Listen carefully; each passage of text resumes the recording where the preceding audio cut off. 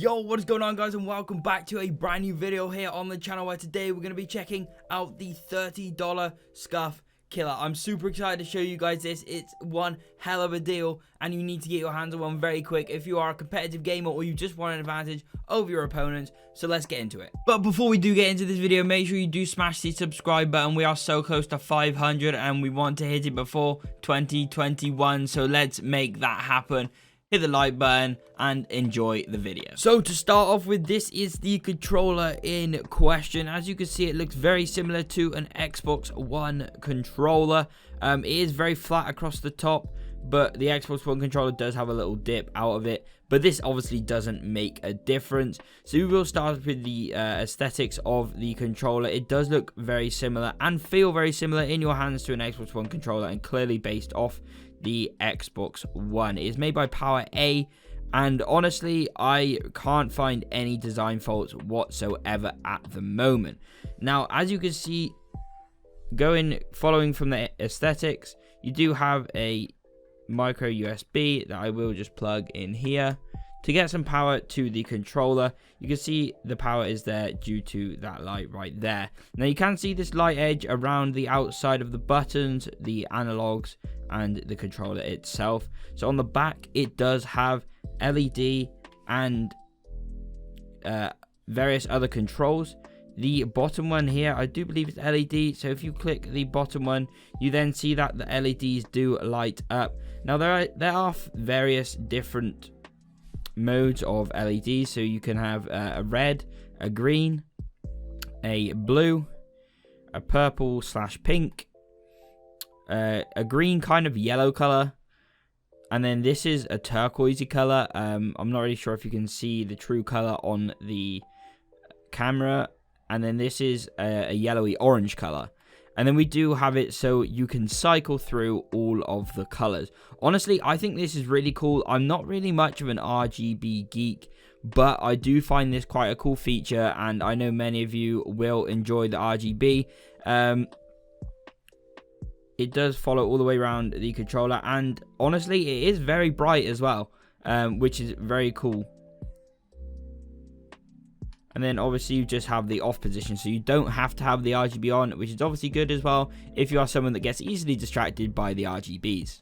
So I guess the one setback with this controller is it is only wired, it isn't wireless, but I do use it on my PC, so this doesn't make a difference. And I guess a lot of competitive gamers these days, like myself, have a 24-inch monitor, or maybe a 27 or something like that, that is on a desk that they sit very, very close to, so I guess wired isn't really an issue. Of course, this controller won't work on the PS4 or PS5, but it is compatible with both Xbox One and the new Xbox X and S series, which is very good, as well as PC, which is obviously what I use it on, and I've had absolutely zero latency delays or anything like that you may find with other aftermarket controllers. So now moving on to the workings of the controller and the mechanics. Honestly, the thumbsticks and all the buttons feel very true and very, very nice. I found before with aftermarket controllers that the right and left analog, or mostly the right, because this is one that you usually aim with on FPS games, it does sometimes seem to have a little bit of stiffness about it, and it doesn't feel very fluent, but I've had absolutely no problems with this one, and honestly, I'm very impressed with the analog weight.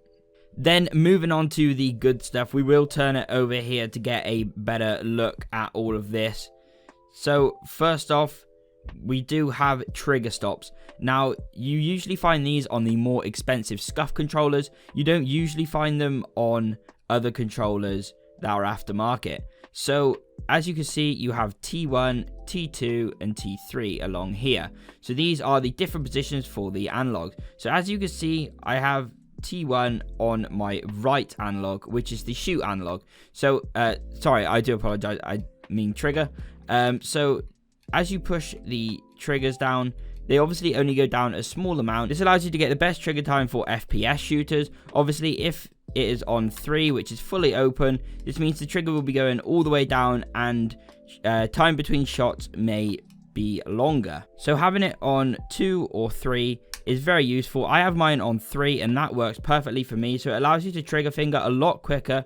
And then I have my aim on either 2 or 3 as well, as obviously they can go all the way down or midway down, just so it makes stuff a little more fluent. Then we go on to the programming. So as you can see, there is a program button right here. Now this is how you program the two back buttons. So these are the two back buttons. They are AGL and AGR. So basically, as you can hear, they are very, very satisfying to click. I will put them up to the microphone right now. So they do sound very positive, and they are very nice to click, unlike some controllers where they feel a little bit soft and spongy and they don't give you much of a true feel. So I will just plug the controller back in here, and I will show you how you reprogram the buttons. So it's very easy. As you know, again, on some Scuf controllers, you can reprogram the buttons yourself, but you do have to pay extra to get the key and make it programmable. Whereas with this controller, for only $30, which is obviously included in the price of the controller, you can do it anyway. So I will show you how to do it. So first off, you have the program button, which is just here on the back. So you hold the program button until the front button begins to flash right here. Then you click what button you want. So I want A. So you hold A, and then the button begins to flash. And then you press your back button, whichever button on the rear you wish for, and then that is then programmed in, and you do the same, and that is it. You can press any button on the controller and it will map it to that button. So honestly, it's so easy and very little time consuming, and honestly it impresses me. It impresses me a lot. So I probably should have mentioned at the start, in the box all you do get is the controller, the cable, and instructions. The cable is very robust. It is a braided cable, and I believe it is 3 meters long. It could be more, I can't remember. But honestly, my overall reviews of this controller, it is very good. I've had it for a few weeks now, and I'm getting used to it, and I'll be honest, I enjoy it more than my Scuf. It is a lot easier to use, it is a lot more comfortable to use, and I couldn't recommend it more. For £30, you can get it from many retailers. In the UK, you can get it from Argos and any other retailer. Quite a lot of them do it, and if not, I believe PowerA do have their own website that you can also purchase them from, as they have other different upgraded controllers that you can get. But this is the budget Scuf. That is the Scuf killer. So honestly, if I was going to rate this controller, I would rate it 9 out of 10.